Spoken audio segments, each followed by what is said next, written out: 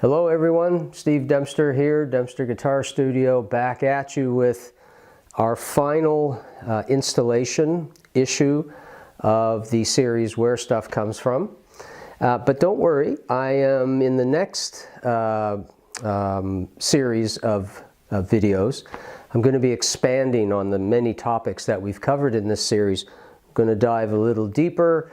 Going to get you guys to do more exercise material, you know, beef up those muscles and really get to understand this stuff that we've gone over that I feel you need to have well understood to be a rounded guitar player and not just a finger and string and shape guy. You don't want to be that, or girl, whatever the case may be.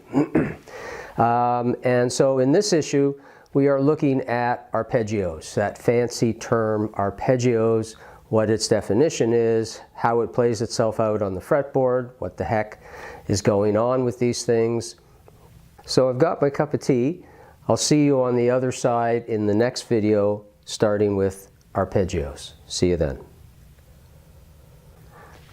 So you may have heard the term arpeggio somewhere in your guitaring experience, and the issue that I want to make sure you're clear on is what the definition of an arpeggio is, and where it plays out, how it plays out, or how they play out on your fretboard. So let's dig right in, waste no time. There's two versions of arpeggio, at least that I grew up understanding when I was doing my lessons. The first one was taking any chord and instead of strumming it, you were simply doing this to it.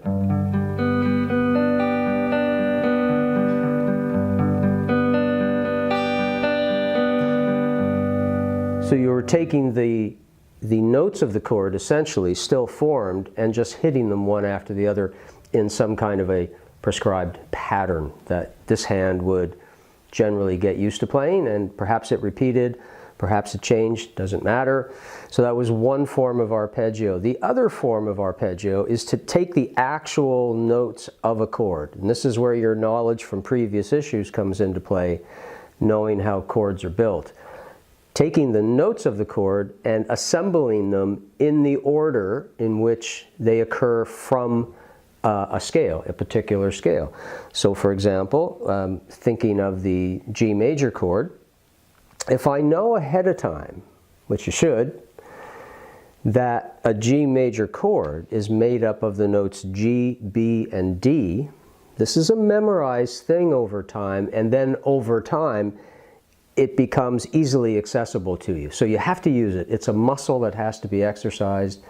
It's not just a little piece of information that sits on a page somewhere that somebody calls music theory. You know, I don't call it that. I call it analysis.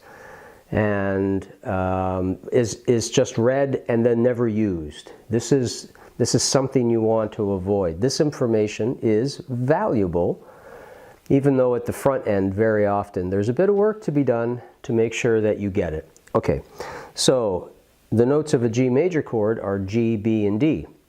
So I can go down here and just play a G on the 6th string, 3rd fret, and then I can grab a B on the 5th string, 2nd fret, and then grab a D on the 5th string, 5th fret. Those are the notes of a G major arpeggio. And if I just simply repeat those notes as I go across the strings, very often a certain big pattern evolves that many people simply memorize its shape, just like you would have memorized the shape of a chord. So that would look like this. Right? And then I would repeat it an octave higher, and then just round it out with the final G. But all I'm playing are 3 notes. I'm playing G, B, D, G, B, D, and then another G. And if I wanted to, I could reach up to the next B. That's also an arpeggio. So you have this form.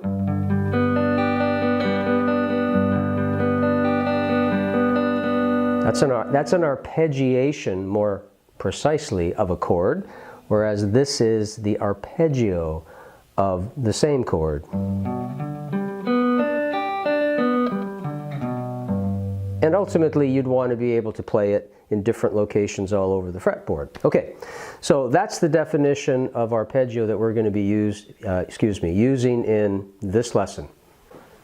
Coming back to our standard key of reference, which is the C major key of C major, let's build a C major arpeggio on one string. You know by now, hopefully, that I'm a big fan of letting you understand how things play out on one string, intervallically and note-wise, so that when they get reassembled to go across the fretboard, you have a deeper understanding of where that stuff is coming from. It's not just, hey, here's how you do this and here's how you do that.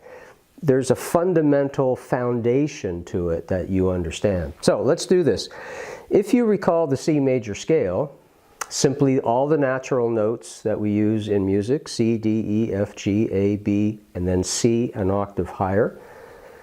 If we take the first note, which is C, skip the second note, go to the third note, which is E, skip the fourth note, go to the fifth note, which is G. From that scale, we get three notes. We get C, E, and G. Let's play those notes out on the fretboard. You could do this anywhere. I'm just going to demonstrate it on the fifth string, third fret. That's a C note. I'm sure you know that by now. It's not just the fifth string, third fret, or third finger on top of that. It's a note, it's a sound, which we call a note, and its name is C. That's very important. As simple as that seems, that's very important to know, because too many people are ignoring that information and are forever lost in how things work in music. It makes no sense to me. Don't do that to yourself. So we need a C. If you know the structure of your notes on that one string, you'll realize that the E is up on the 7th fret. That's an E. Work that out for yourself to convince yourself that that distance covers a C note to an E note. And if you have trouble with that, email me. Let me help you with it. So we have a C, E, and then the third note is the G. So we have E and then G way up on the 10th fret of the 5th string. So here's the sound of the C major scale, or sorry, C major arpeggio played on one string. Just this. And then back down.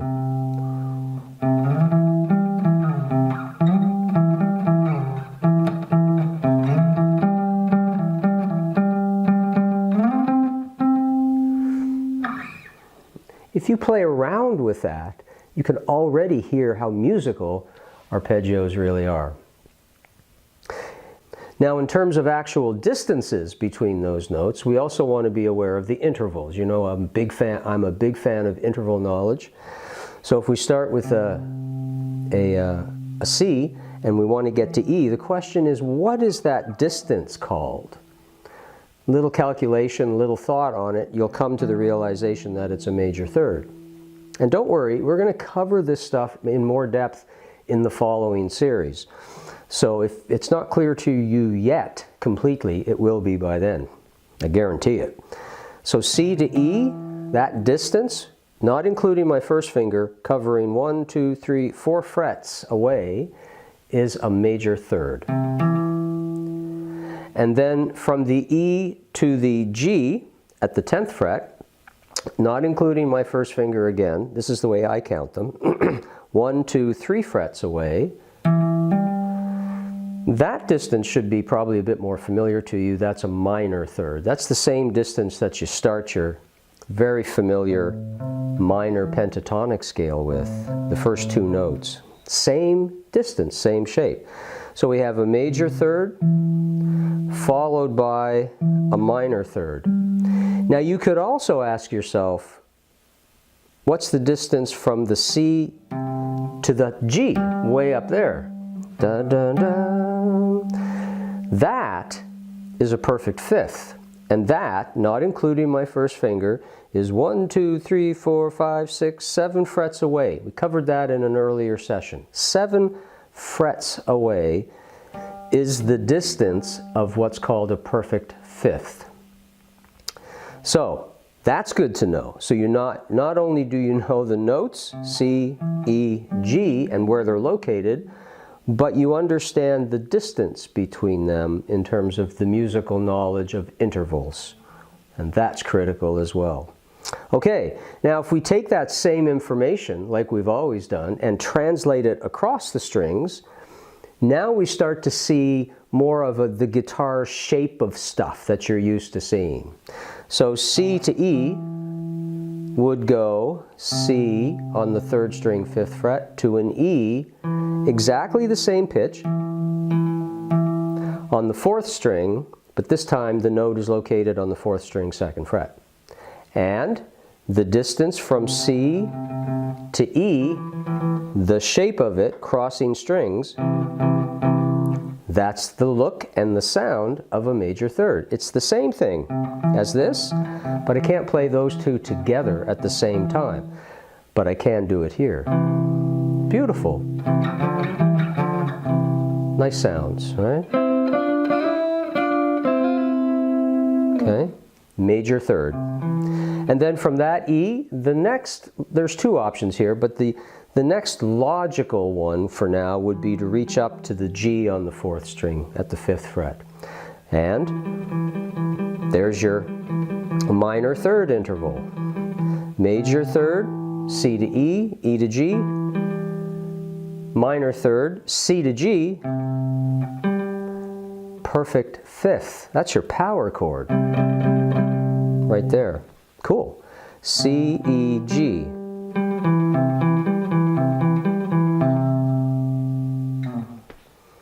That's an arpeggio. That sound is an arpeggio. And if I take those same notes and repeat them wherever I like, I have expanded the arpeggio out. And as fancy as the term may sound, it's used all the time when people make music. You're just not used to knowing about it. That's the only difference. So hopefully this is going to clear some stuff up. Now, of course, there's not just major arpeggios, there are minor arpeggios as well. So in the minor arpeggio, you'll hear it in the sound, but then we'll go back and sort of analyze it up a bit as we're getting used to doing. So we start with C again. Instead of going to the E, we're going to go to E flat, 1 fret lower in pitch. So this time, you're only reaching up a minor third, not a major third. So you're starting with the same shape, again, as the shape you start with your very well-known minor pentatonic scale, the first 2 notes of that. That shape is being duplicated here from not A to C, but C to E flat, okay? So we have C to E flat, and then from the E flat, you go right to the same G you did for the major arpeggio.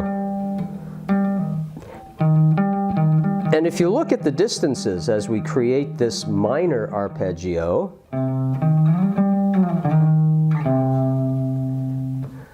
it's just kind of turned upside down. In the major arpeggio, we had a major third followed by a minor third. In the minor arpeggio, we start with a minor third and we end up with a major third. Sorry, I did that wrong there. A minor third and we end up with a major third. So it's just kind of turned upside down.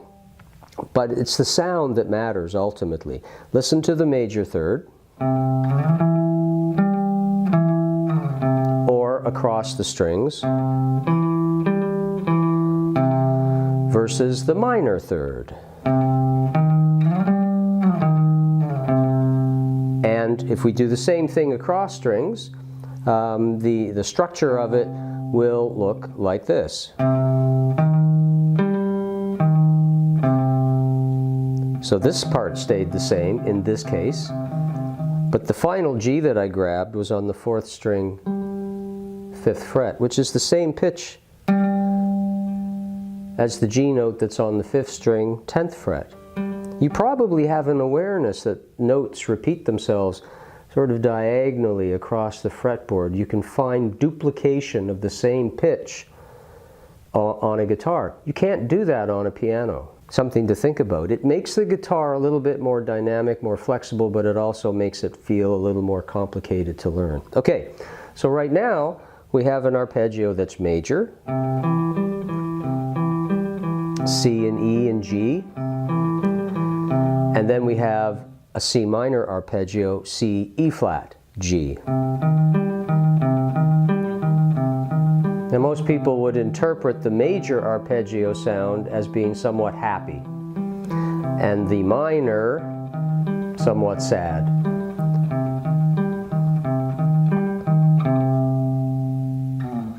I hope that makes sense so far. So essentially, in terms of intervals, something I want you to keep in mind, and this is where we touched on this back in lesson 8, on a few of the pages in there, where I start to give you the formulas for major and minor chords, where I said the major chord is the first, the third, and the fifth, for now, of a major scale, and the minor chord is the first, flat third, and fifth. Think of it as still coming from a major scale for now. You just, wherever the third was, you just physically flattened it. It ultimately comes from a minor scale itself, the minor arpeggio, a minor chord. But there's always two different ways to be looking at stuff in music. I don't want to get into it right now, but basically they're called parallel and parent, sort of. Parallel and parent. We'll get into that as we get into the new series, when we dive a wee bit deeper into this stuff. So the way to think about this is, again, root or 1, major third, perfect fifth for major arpeggios. Take the third and simply lower it in pitch by 1 fret, and now I would say the C minor arpeggio is C flat 3 and then G. It's important to know that that language, the idea of a flat third or a sharp 5 or a whatever, doesn't necessarily mean that the note you end up on is a flat note or a sharp note. It's an action you're taking. You're taking an action from something you know well, hopefully, and you're being told to change it a bit. In this case, take the third, hopefully you know where it is, and you have to lower it 1 fret. We flatten it by 1 fret. We call it a flat third. It doesn't mean that the note I'm on is a flat note. In this case, it does happen to be a flat note. It's C, E flat, and G. But that's a coincidence. The action is what's important. So for the major arpeggio, it's 1, 3, 5. For the minor arpeggio, it's 1, flat 3, 5. And the same language exists for chords. When you play a C major chord, you are playing 1s, 3s, and 5s in some combination altogether, in this case using a C bar chord. If I know where the third of that chord is, and it happens to be under my pinky, and I remember that to get a C minor chord, I flatten the third, well, I do that. I have to do some refingering here to accomplish that. And now I have, so the pinky note, which was the E, got dropped to E flat, and this is what it looks like. And that's where your C minor chord comes from. In fact, that's a really quick way to understand getting from major chords to minor chords. If you play a D major chord, and you happen to know what the third of that chord is, happens to be this note, F sharp, minor chords, take the F sharp and flatten it, it becomes an F. That's a good example of where flat third doesn't mean the note you're getting is a flat note. It just means flatten the note you're on. I'm on F sharp, flatten it. And now I refinger it, as I have to, and that's where D minor comes from. That's one way to look at it. Okay? True. E major and E minor, you all know it, but what created it is you removed the third of E major, which is G sharp in this case, and you lowered it by 1 fret or 1 semitone. In this case, it meant removing the finger from the string, and you're left, from your E major chord, you're left with what looks like E minor. It's very cool stuff, as opposed to just knowing, which is good too, that this is E major and that's E minor and that's just a memorized thing. So that should lead you to the conclusion. If a major chord is built out of a 1, a 3, and a 5, and a major arpeggio is built out of a 1, 3, and 5, there must be a connection between the two. So a really cool way to think of arpeggios is that they are chords that are melted. I didn't come up with that. I think it was George Van Epps, I can't remember.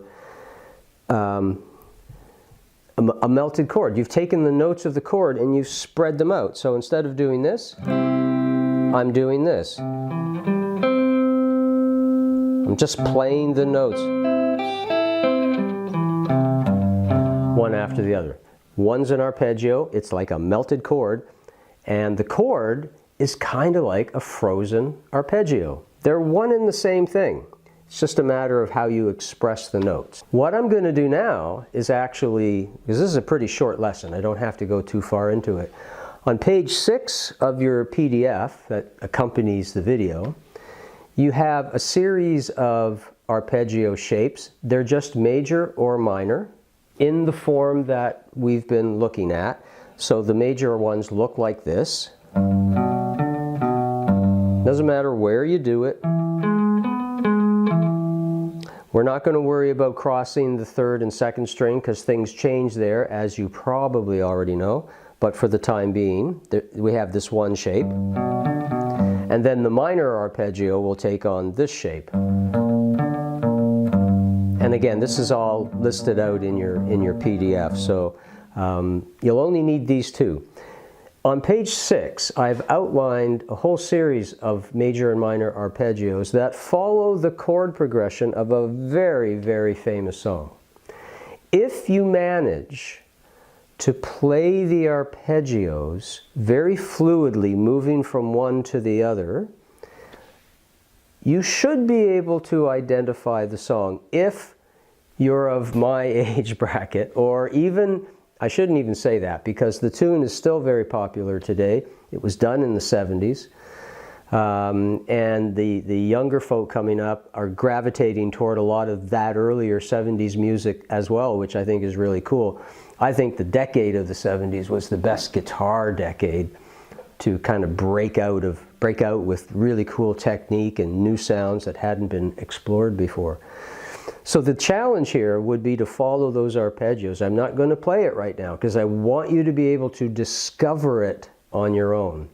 You will be moving up and down the fretboard, so it will be asking you, challenging you to know where the notes are. However, the PDF does show you physically where to play, but I do want you to take a moment to confirm that those are indeed the notes that you're playing at that location. Just don't rely on the dots and strings to guide the process. Maybe at the beginning, do that, and then come back and reanalyze it from the point of view of... I lost my frame of thought there. From the point of view of the actual notes that are being played. Okay, so there we go. That's it for arpeggios. Now that's a topic that we could dig into for months and months. How to play them up and down the fretboard. Utilizing sweep picking to play them, utilizing alternate or economy picking, how to integrate them melodically. There's all kinds of topics that can be covered with it, but the point for you right now is to at least get two shapes of arpeggios under your fingers, a major shape and a minor shape. And any chord you can play, there's an arpeggio for it. And any arpeggio you can play, there's a chord for it. They're one and the same. It's like two sides of the same coin, so to speak. So there we go. That's it for arpeggios. That's it for our series on where stuff comes from. But we're not done. That's just the end of that. That was kind of a surface view of the topic or topics. Now I'm going to be going deeper into each one, getting a bit more applicable, how to use the material, because you don't want it to stay on the paper. It's got to get here and it's got to get here. If I hit my mic, I'm sorry. It's got to get there to make it useful for you. And I'm going to be providing a lot more exercise material so we can drill it in and make sure it sticks. So it's pretty much the same content that we're going to do a second time, but we're going deeper into it and we're, making it more practical. Okay, Steve Dempster, Dempster Guitar Studio. I will see you at the top of our new series. Do not have a title for it yet. I will let you know. Thanks for being here. Thanks for being a subscriber. Talk to you guys soon. Bye-bye.